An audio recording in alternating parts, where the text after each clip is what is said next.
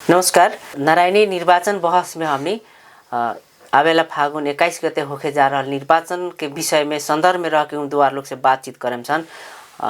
ई निर्वाचन में बहुत लोग उम्मीदवार बनल बा। वो लोग के उम्मीदवार के एजेंडा का है, जीती लोग तो का करी लोग, ये से फेरे में रह के हमनी के बातचीत करें सन।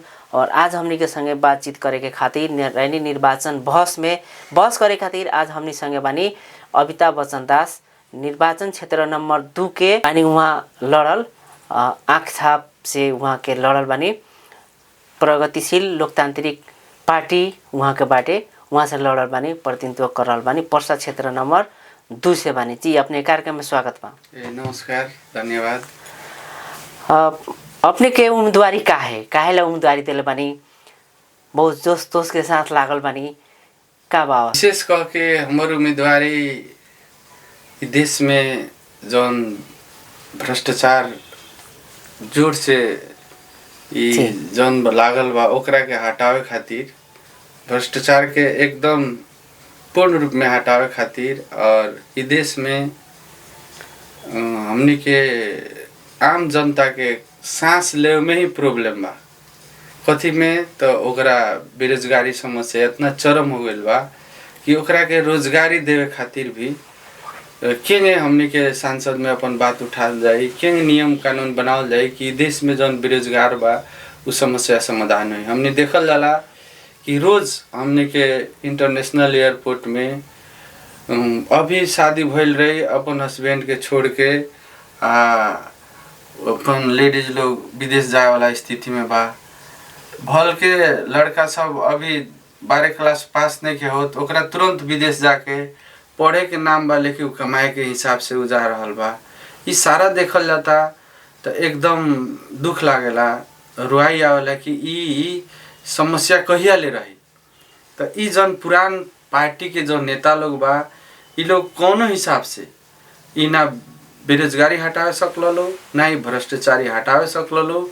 उल्टे ई देश में भ्रष्टाचारी और बढ़ते गल, भ्रष्टाचार बढ़ते गल, और ओकरा बाद में बेरोजगारी समस्या और बढ़ते गए।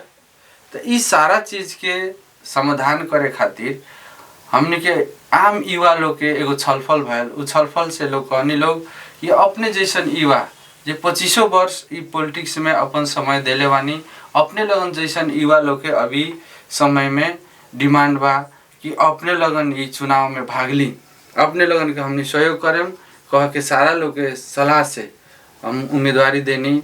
और दूसर का बात वो लोग का कहनी कि हमनी के दादाजी भी वही आदमी के वोट देनी, बाबूजी भी उन्हें के वोट देनी, अब हमने के उनकरे के दी, ई नहीं के हो सकत, हमनी ना देम। अपने लगन आई या ना तो नो वोट में, हमने अगर सिस्टम बनता तो नो वोट में वोट देम, ना तो वोटे देव ना जा जी। वो सारा बात सुन के हमनी के अपना मन में, हमनी के समाज में पार्टी भीतर सलाह कह के एगो निर्णय करनी सन कि उम्मीदवारी देवे के पड़ी।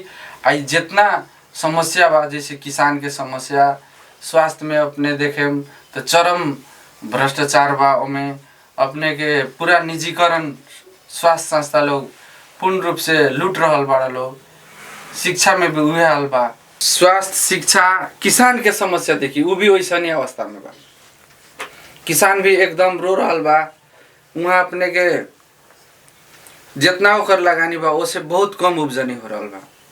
ना ओकरा समय में बीजन मिलता, ना ओकरा समय में खाद पानी मिलता, कुछो नहीं मिलत। ओसे हमनी के उम्मीदवारी रहे कि जैसे अपने कहनी है कि शिक्षा स्वास्थ्य सारा समस्या बतैनी है, लेकिन अपने जौन पार्टी से लड़ल बानी, अपने के पार्टी नया बा, अभी पार्टी के ई लोग नहीं के चिन्हत, खास करके अपने के पार्टी 4 गो क्षेत्र में ही उम्मीदवार देवे नहीं के सकल पर्से जिला के। तो अपने के कैसे जीते, कैसे दोसर पार्टी में अपना चल जाता नहीं, तो ये भी तो लोग कह सकता ना कि एकरा से पहले अपने दोसर पार्टी में रहनी लड़े खातिर दोसर पार्टी चले। हम सबसे पहले दोसर पार्टी काहे रोजनी, चाहे अभी जौन हमार प्रगतिशील लोकतांत्रिक पार्टी हम काहे रोजनी, एकर एगो कारण बा। जैसे हमनी के माओवादी बैकग्राउंड के नेता हैं सन, काहे हमनी के उ छोड़ के प्रगतिशील लोकतांत्रिक पार्टी में आईनी। पहले ई एगो हम बतावे के चाहेम, माओवादी के जनयुद्ध काल से ही हमनी के बहुत बड़ा दुखदायी संघर्ष भी हमने कैले बानी, वहाँ जेल भी भोगे के पड़ल। लेकिन उ पार्टी भीतर लोकतंत्र नहीं खे, उ पार्टी भीतर अपने के पूरा निरंकुशता बा, उ तनाशाही तंत्र बा। वहाँ ओसे आम युवा लोग के वहाँ नेतृत्व के विकास खातिर बहुत समस्या बा। तीसर का बात बा कि वहाँ जनता के जौन जेन्युइन मांग बा, ई जेन्युइन मांग खातिर जैसे भ्रष्टाचार अंत करे वाला बात, निःशुल्क शिक्षा वाला बात, स्वास्थ्य वाला बात, ई जितना हमने के मांग उठा के जनता में हमने गई रहनी, उ चीज उ पार्टी नहीं के पूरा करे सकत।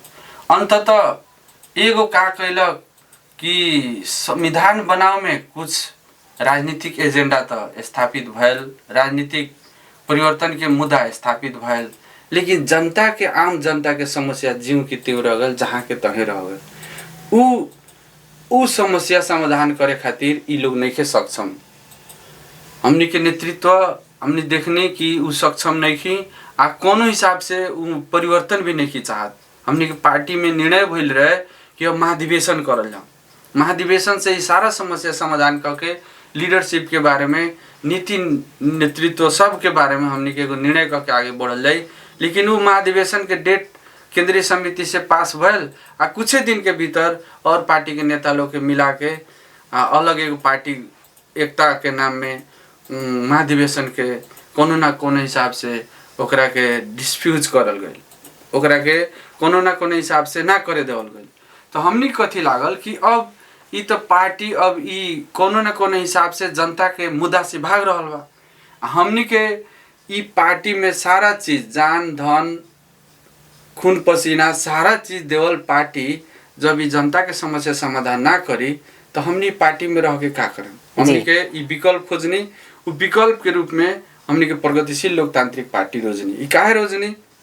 ई पार्टी समानुपातिक समावेशी के प्रतिनिधित्व के एक नंबर व्यवहार में उतरले बा। हमनी देखम हमनी के पार्टी के अध्यक्ष परिषद से चल रहा बा, जैसे एमे हर एक सेक्टर के लोग अध्यक्ष मंडल में अध्यक्ष परिषद के सदस्य बा। जैसे दलित से एक आदमी अध्यक्ष परिषद के सदस्य बा, महिला से एक आदमी अध्यक्ष परिषद के अध्यक्ष के सदस्य बा, मधेसी से बा, जनजाति से बा। हमनी के नेता के रूप में जे बड़ा लोग जैसे डॉक्टर बाबूराम भट्टराई जी, वहाँ के कथी बानी तो ओकर संरक्षक बानी, हमने जनार्दन शर्मा जी बानी ओकर संरक्षक बानी। केहू मिला जुला के उहे दू आदमी जौन निर्णय करे तो हमने होई ना, उ बात नहीं है। यहाँ लोग के कोनो बात नहीं है, यहाँ लोग खाली गाइडलाइन देम, लेकिन निर्णय ई जौन हम कहने की अध्यक्ष परिषद के सदस्य लोग बा, उ लोग के निर्णय से होता। ओसे हमनी के जौन समानुपातिक समावेशी प्रतिनिधित्व के जौन बात बा उ व्यवहार में बा, एक नंबर बात। दूसर के बाद जनता के जौन मुद्दा बा, उ जनता के मुद्दा के समाधान करे खातिर उन लोग के स्पष्ट विजन बा। उ विजन के ही चलते हमनी के ई पार्टी में लगनी सन। जैसे अब हमार उम्मीदवारी चाहे हम देनी, जैसे पार्टी में अपने चेंज करने हिसाब से लेंगे, लेकिन अपने के पार्टी कहनी है कि हम नया बाटे जनाधार नहीं के, ये अवस्था में अपने कैसे जीते, क्या आधार हो? हमनी के एजेंडा जौन बा, एजेंडा स्पष्ट बा जी। जनता में जौन हमनी के एजेंडा बा, उ एजेंडा से हम जीते जा रहल बानी। जैसे अपने देखें हमने के एजेंडा में क्लियर रूप में हम यहाँ अपने के पर्चा पंपलेट में भी हम लिख के दिल बानी कि भ्रष्टाचार हम पूर्ण रूप से अंत कराएं। ओकरा बाद में निःशुल्क आ गुणस्तरीय शिक्षा के व्यवस्था कराएं, हम कृषि उपज के उचित मूल्य और बाजार के भी व्यवस्था करे खातिर हम संसद में बात उठाएं। किसान लोग के सामाजिक सम्मान, जैसे अपने देखत हो के जे किसान बा ओकरा के सब लोग है पहला, एगो छोट दुकान करी ओकरा के बहुत सम्मान मिली, लेकिन एगो किसान जे काम करी उ जे सारा चीज उपजा के हमनी के खाए वाला वातावरण बनावता, ओकरा के हमनी सम्मान ना करें तो ओकरा के कैसे सम्मान दे सकल जाता? उ सम्मान करे खातिर हम एगो बात उठाएम संसद में। दूसर का बात, महिला, युवा, खिलाड़ी, गरीब, दलित, किसान लोग के बेरोजगारी भत्ता के हम व्यवस्था करावे खातिर हम लागी पड़ेम, संसद में बात उठाएम, नियम बनावे में हम लागेम। ऐसे कि जौन बेरोजगार लोग बा वो लोग तत्काल रोजगारी के अगर हमने व्यवस्था नहीं करत तो हम तनका देर पहले कहनी है कि रोते रोते जौन युवा लोग विदेश जाता, रोते रोते वहाँ के गार्जियन घरे आवता, ई देख के एकदम मन में दुख लाग रहा बा। हमनी के अपने रुआई आ रहा बा, अपने सीन देखी रोज के इंटरनेशनल एयरपोर्ट में कोनो ना कोनो हिसाब से एगो बड़का बड़का बिछोड़ रहा बा केहू बेटा जाता तो बाप मतारी से बिछोड़ होता, पत्नी जाता तो पति के बिछोड़ बा। अब ई जौन बिछोड़ के जौन बा ई देख के एकदम मन हरदम दुखित बा, हमनी के मन रोता। ओसे कमती में बेरोजगार के समस्या समाधान करे वाला हमने ही तत्काल करे सकत, तो वो लोग के कमती में भाता के बेरोजगारी भाता के व्यवस्था कर दिया और वो लोग के स्वरोजगार बनावला हमने के सरकार वो लोग के कुछ सॉफ्ट लोन में पैसा दे और वो लोग के स्किल दे और वो स्किल से वो लोग कहूँ ना कहूँ अपन छोट मोट व्यवसाय से शुरू करो और धीरे धीरे वो व्यवसाय बन के उद्योगपति बनो और देश में बेरोजगारी समस्या समाधान होकर कह के बेरोजगारी भत्ता के भी हम बात उठैले बानी। दूसर के बात जनता से निर्वाचित प्रत्यक्ष कार्यकारी प्रमुख प्रधानमंत्री या राष्ट्रपति ये एगो हो जाए तो हमनी के जौन हरदम सुने निसन सरकार बनाव के क्रम में संसद किन बेच, ओकरा बाद में अनैतिक उनमें विभिन्न बात भी हमने सुने नहीं कि पैसा से किन बेच होता रहे तो अनैतिक गठबंधन होता रहे। तो इस सारा चीज से बचेला हमने के कार्यकारी जनता से निर्वाचित कार्यकारी प्रमुख हो जाता तो का हो कि उ जनता पर उ प्रमुख अपने के निर्भर रही, जनता पर ही ओकरा लास्ट में जाके ओकरा वहाँ लागी कि ना हम ई जनता के एको दिन छोड़ देम तो एको गो जनता के हम छोड़ता नहीं, एको गो जनता के ना देख के निर्णय करता नहीं तो बिहान के दिन में हम ना जीते सकें। ओकरा जनता से डर रही, जनता प्रति वफादार हो जाए। अभी का होता अभी के सिस्टम में संसदीय प्रणाली में उ सांसद प्रति वफादार बा, उ जनता प्रति वफादार नहीं। कैसे कि सांसद जीत के जाता और सांसद मिल के ही प्रधानमंत्री बनावाला जन सिस्टम बा, उससे का होता कि कहूँ ना कहूँ विभिन्न प्रकार के गलत क्रियाकलाप, गलत गठबंधन, गलत गतिविधि हो रहा बा, ओकरा के हटावेला हमनी के ई कार्यकारी जनता से निर्वाचित प्रमुख के एगो व्यवस्था करल जाऊ कह के हमर अपन एजेंडा बा। उद्योगी व्यवसायी लोग के व्यवसाय करे वाला उचित वातावरण सृजना करावेला भी हम बात उठाएं। सबसे मार्मिक बात अपने के यहाँ देखें बाजार में सारा लोग व्यापारी लोग रो रहल बा, चाहे उ छोट व्यवसायी हो, चाहे मध्यम वर्ग के हो, चाहे बड़का व्यवसायी हो, उद्योगपति लोग हो, इस सारा लोग के सामने हमने बात करते हैं तो सब लोग कहूँ ना कहूँ वो लोग दुखित बा कि सरकार इस देश के नेता लोग ऐसा नीति नियम बना देता कि कहूँ ना कहूँ वहाँ लोग के काम करे में व्यवसाय करे में दिक्कत हो रहा बा। अपने देखें सारा पैसा बैंक में राखल बा लेकिन व्यापारी लोग पैसा नहीं खेले काहे तो ओकर व्यापार करे के कोनो ना कोनो हिसाब से वहाँ समस्या हो रहा बा जी। तो एकरा के भी हम बात उठाएम कह के हम एजेंडा रख ले बनी। ओकरा बाद में 12 परसा के औद्योगिक कॉरिडोर घोषणा करे के, 12 परसा के औद्योगिक कॉरिडोर जौन बा ई सारा अपने के देश के कोनो न कोनो हिसाब से पालेला, लेकिन ई एकर कोनो न कोनो हिसाब से एकरा के पछाड़ी कर रहल गइल बा। तो एकरा के हम बात उठाएम कि 12 परसा के औद्योगिक कॉरिडोर घोषणा करेला, एकर भी हम संसद में बात उठाएम, एकरा भी लागू कराएम हम। ओकरा बाद में वीरगंज के आर्थिक राजधानी, वीरगंज के हमने के आर्थिक राजधानी काहे नहीं के बनत, तो आर्थिक राजधानी सारा चीज हम कहनी कि सारा भैट यहीं से उठता, भंसार यहीं से उठता, पूरा देश के संचालन करेला मैक्सिमम बजट में सहयोग यहीं के सारा चीज माने यहाँ के उद्योगी व्यवसायी लोग से कर उठ के जाता तो होता। तो यहाँ के हमने के आर्थिक गतिविधि पूरा देश के संचालन करे के जब क्षमता बा तो एकरा के हमनी के आर्थिक कृषि में आश्रित बा, लेकिन एकरा के कहूँ ना कहूँ हिसाब से उ दलालीकरण हो रहा बा। जैसे अब केहू साधारण किसान उ कोनो बाली उपजावता तो उमें बीच में जन किन बेच करे वाला बा ओकरा फायदा बा, लेकिन जे रात दिन मर के अपन बाली उपजावता ओकरा घाटा बा। तो एकरा के एगो हमने कृषि हब बना दिए, उहे जहाँ उपजनी होता उहे से अगर सरकार एगो सुपथ मूल्य लगा के ओकरा किन लेता तो बिहान के दिन में वो घाटा में ना पड़ी। उ जन बीच में दलाल अपन कमीशन खाता उ कमीशन हट जाए। जी, जैसे ये तो अपने के एजेंडा सब हो गई, बहुत बढ़िया सब एजेंडा रख ले बानी, लेकिन जनाधार अपने लेके कम बा। हाँ, तो अपने के जनाधार कहाँ से बनी? जनाधार हमार जब भी एजेंडा देखे हम लोग जानता लोग सुनतानी लोग उहे हमार संगठन बा, उहे हमार जानता लोग सारा अपने कोनो पार्टी के देखे तो 10 आदमी पर आदमी एगो वार्ड में बा कमिटेड, लेकिन हमने के ऐसा आम एजेंडा बा, ये सारा एजेंडा सुन के सारा लोग हमने के साथ देता। वो कहता ना अपने ही लगन ठीक बानी, कांग्रेस एमाले जसपा जी लगायत के पुराना पार्टी आप पूर्व माओवादी अभी नेपाल कम्युनिस्ट पार्टी माओवादी बा, ई सारा लोग के विरोध में आम जनता बा। हमने जहाँ जाता नहीं कहता ये लोग के बाइक हमने वोट देम, युवा लोग के वोट देम, जेकरा में कोनो किस्म के दाग नहीं खेलागल उ लोग के वोट देम, जेकर एजेंडा अच्छा बा ओकरा के वोट देम। हमनी पार्टी साटी अब ना देखेम। उसे हम कथी कहे के चाहेम, हमनी के संगठन नहीं बनेली, बात सही बा, लेकिन आम जनता लगे जन हम अपन एजेंडा सुनैनी है, ये एजेंडा सारा जनता जे आम जनता सुनत बानी, हम वहाँ लोग से छलफल करतानी, अंतरक्रिया करतानी, तो वहाँ लोग एकदम हमरा के एक्सेप्ट करतानी, हमरा कहतानी कि अपने के बहुत अच्छा एजेंडा बा, अपने के मने व्यवहार देखल जाता, अपने के पढ़ाई लिखाई देखल जाता, तो ये सारा चीज से अपने योग्य बानी, अपने के हमनी सहयोग करेम, अपने के वोट देम। ओसे हम कथी कहेम कि उस संगठन से ज़्यादा हमारे एजेंडा अच्छा भैला के चलते, हमार पढ़ाई के चलते, जैसे हम PhD हमार रनिंग चलता मैथमेटिक्स एजुकेशन से, ओकरा बाद में हम अपने युवा भी बानी।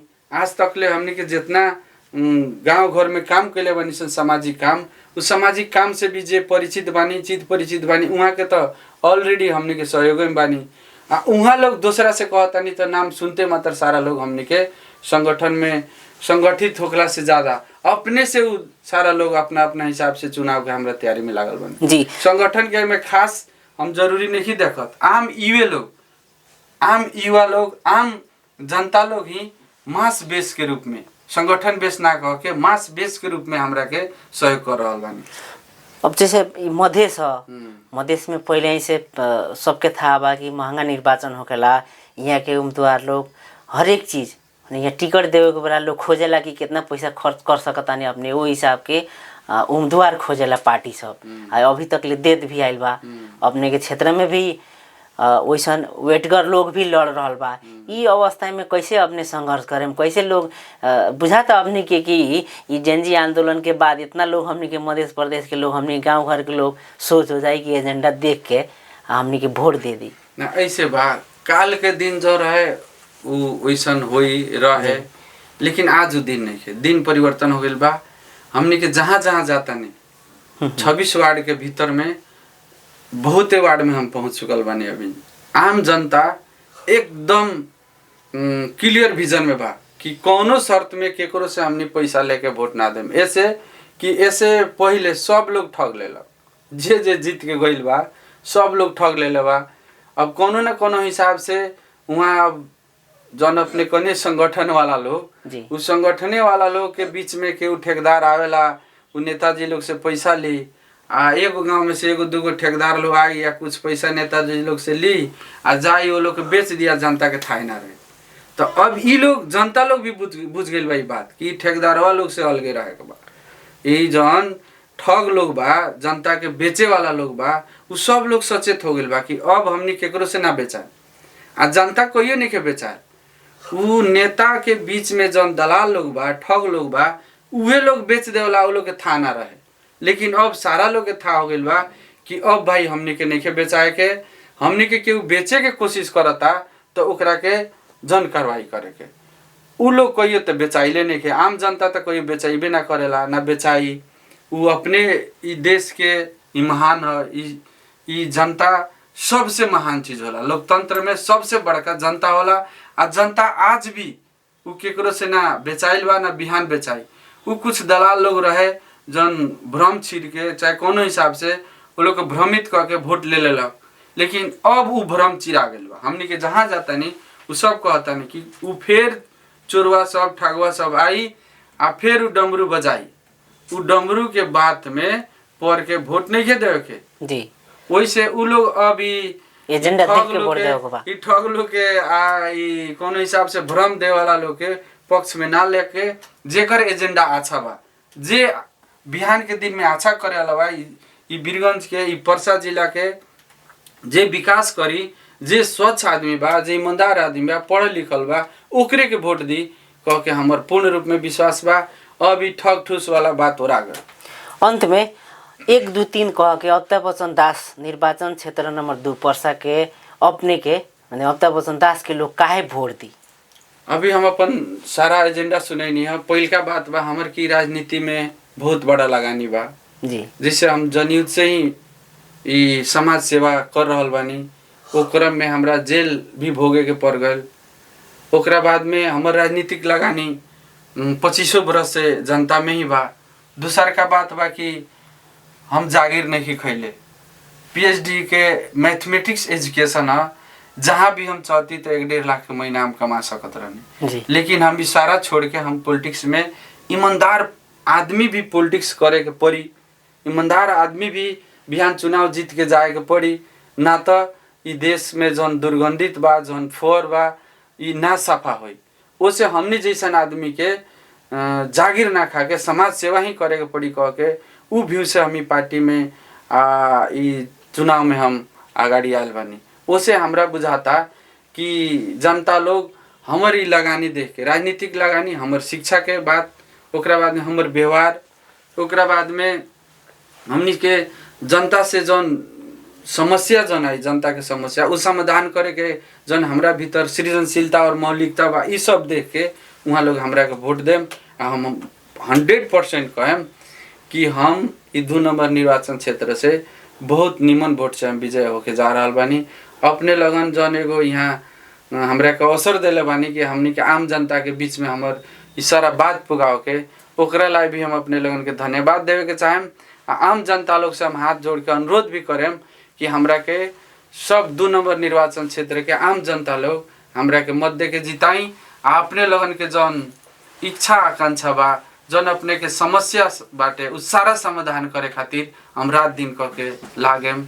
और अपने लगन के समस्या के समाधान करे खातिर हम निर्वाचन क्षेत्र के सांसद के हिसाब से सांसद में भी बात उठाएं, प्रदेश में भी हम अपन कोनो ना कोनो हिसाब से पहल लेम, स्थानीय तह में भी पहल लेम। हम पर्सा जिला के 2 नंबर निर्वाचन क्षेत्र के ऐसा समृद्ध निर्वाचन क्षेत्र बनाएं कि बिहान में हमने के सारा लोग खुशी से गदगद हो। जी अंतिम में अभी कहने के अंतिम बानी, लेकिन अपने के जो बात आयल खो में एगो बात सब लोग के तंगा एथी बात हो सकता, ये बात अपने को अप्ठ्यारो लाग सकता। जैसे अपने कहनी हम जागीर ना खैनी, हम समाज सेवा में लाग रहनी। समाज सेवा कहते मात्र में एगो प्रश्न लोग के खड़ा हो जाला कि अपने के दिनचर्या रोजी रोटी कैसे चलाए में का कहें। हाँ, ये तो एकदम सही बात बा। ये हम कहूँ में भोर पर आ गई है जी। हमर अपने 2.5 बीघा के मछली पोखरी बा जी। उसे भी हमने के साल में अब उमें 4 बेर मछली मराला। वो मछली से भी हमने के आमदनी होखेला। ओकरा बाद में हमने के अपन जमीन से धान गेहूँ उपजनी होला, उसे भी हमने के साधारण खर्च चलेला। ओकरा बाद में हमने के फिक्स करता तो अपन साइड बिजनेस एगो करे के पड़ी जी। जागीर नहीं के खा तो ओकर पेट केंगे भरी, ओकर व्यवसाय का हो तो व्यवसाय कहीं ना कहीं ओकरा करे के पड़ी। जिसमें हम कहनी है कि हमने के माछा पोखरी औषधि के स्टॉक कृषक हम बेटा बनी, उसे भी हमने के उपजनी होला। तो हमने के अच्छा से परिवार चलाओ के हमर अपन साइड में व्यवसाय बा। उ व्यवसाय से हमने जिए नहीं केहू काम करावेला हमने से, जैसे CDO ऑफिस चाहे जिला प्रहरी कार्यालय चाहे मालपोत कार्यालय, तो लोग को उल्टे हम चाय पिया के चाहे नाश्ता करा के भेजाओनी, हम केकरो चाहे नाश्ता ना खाए। चलिए नारायणी निर्वाचन बहस में समय देनी बातचीत कैनी, ओकरा खातिर अपने के बहुत बहुत धन्यवाद। धन्यवाद बा हमने के नारायणी FM के परिवार के भी और व्यक्तिगत रूप में अपने के भी। हमार आवाज़ यहाँ के पूरा पर्सा जिला के ही चुनाव में और विशेष करके हमार निर्वाचन क्षेत्र 2 के आम जनता आम मतदाता के हमार विचार वहाँ ले जाके पुगैनी, ओकरा ला भी हम विशेष धन्यवाद देम। धन्यवाद। नारायणी निर्वाचन बहस आज के खातिर इतना ही। फिर हमने दूसरा उम्मीदवार से नारायणी निर्वाचन बहस में बातचीत करबे करम। तब तक के खातिर प्रणाम, नमस्कार।